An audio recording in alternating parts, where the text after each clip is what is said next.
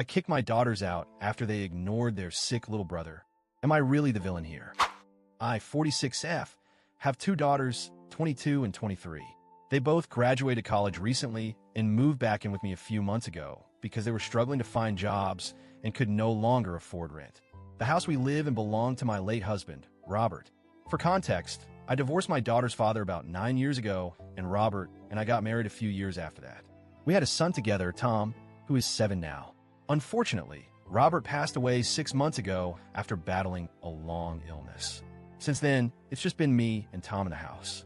When my daughters asked to move back in, I didn't hesitate, even though I knew their relationship with Robert had always been tense.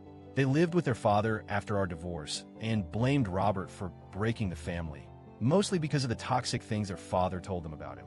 They never gave Robert a real chance. After their dad remarried last year, things soured between them and his new wife.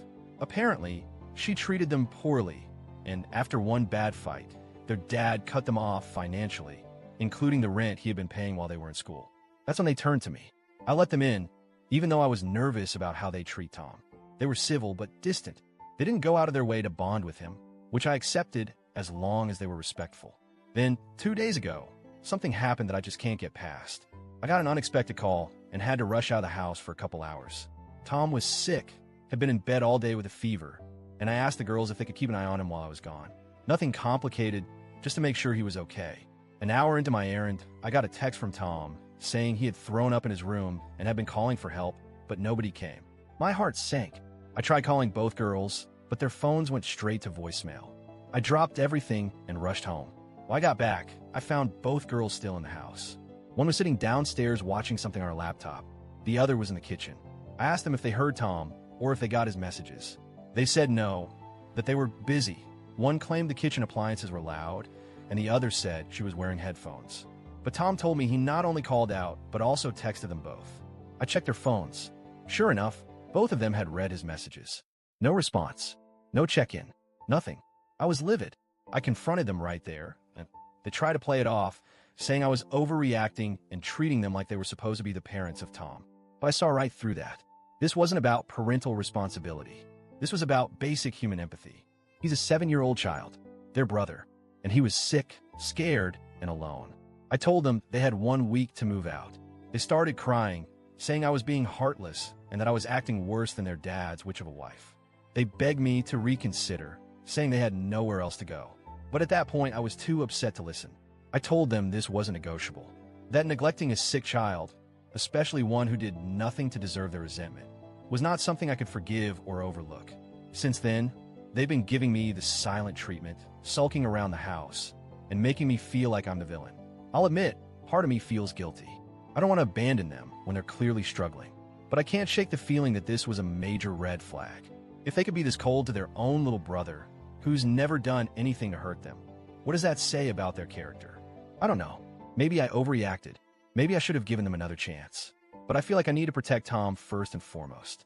AIEA for telling them to leave? Update 1. It's been a little over a week since I posted, and I wanted to share what's happened since I gave my daughters 1 week to leave. First, thank you to everyone who commented. Reading through the replies helped me feel less alone in my decision. It was a rough week emotionally, a lot of silent dinners, slammed doors, and side glances. But I held my ground. I offered to help them find a temporary living solution. I didn't just throw them out to the streets. I helped them look for short-term shared rentals and even offered to pay their first month if they needed. One daughter, the younger one, was more open to talking, but the older one refused any help. She was extremely cold and only spoke to me when absolutely necessary. When moving day came, it was tense. They packed quietly, took their things, and left. The younger one sent me a text a few hours later, thanking me for letting them stay as long as I did, even though she didn't agree with my decision. The older one hasn't contacted me since. Tom has been doing better. He asked me a few times if his sisters were mad at him, and that broke my heart. I reassured him over and over that it wasn't his fault. We spent more time together recently, reading books, watching movies, and just talking. He seems lighter now. That worried, anxious look he had around him has faded. I've spoken with a therapist friend who suggested some family counseling if the girls are ever open to it in the future. I'm open to rebuilding, but not at the expense of my son's emotional safety. Thanks again for the support. I still feel sad, but but I don't regret my decision. Update 2. Some unexpected things have happened, and I thought it was worth updating you all. About a week and a half after they moved out, the older daughter texted me. It was short and cold. Something like, "I'm only texting to say I'm safe." That's all. That was it. But still, it was something. Then, just a few days ago, the younger one reached out again, this time to ask if we could meet for coffee. I agreed. We met at a quiet cafe, and honestly, it was emotional. She apologized, not just for what happened with Tom, but also for the years of coldness toward Robert and me. She admitted that living with their dad during their teenage years had shaped her in ways she hadn't realized. She said she saw Tom as a symbol of the life they lost, but that now she sees how unfair that was, to him and to me. She even asked how Tom was doing and said she felt ashamed for ignoring him. That meant a lot. I told her I was open to rebuilding our relationship, slowly, and that I'd love for her to be a real sister to Tom if, and when she's ready. The older daughter? Still no real contact, but I hear she found a roommate situation through someone she went to college with. I'm giving her space. I think she's hurting, maybe more than she shows. There's still a lot of healing ahead, but I wanted to thank you again. Reddit helped me find my backbone when I felt guilty. And now I'm seeing the first signs that maybe, just maybe, this boundary wasn't the end, but the beginning of something healthier. Update 3. Final update, I think. A lot has happened in 2 months. Both girls are now working part-time jobs. They're not dream careers, but they're making ends meet. I think being on their own has forced them to grow up in ways that college never did. The younger daughter has visited us twice, once just to see me, and once to bring Tom a little Lego set and read him a story. It was the first time I saw him smile that big around her. He hugged her goodbye without hesitation. I nearly cried. As for the older daughter, she finally called me. It wasn't a warm conversation, but she said something that stuck with me.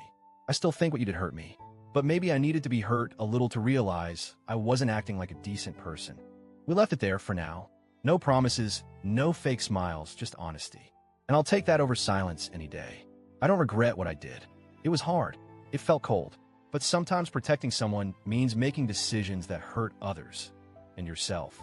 My son is safe, stable, and feeling loved. My daughters are growing.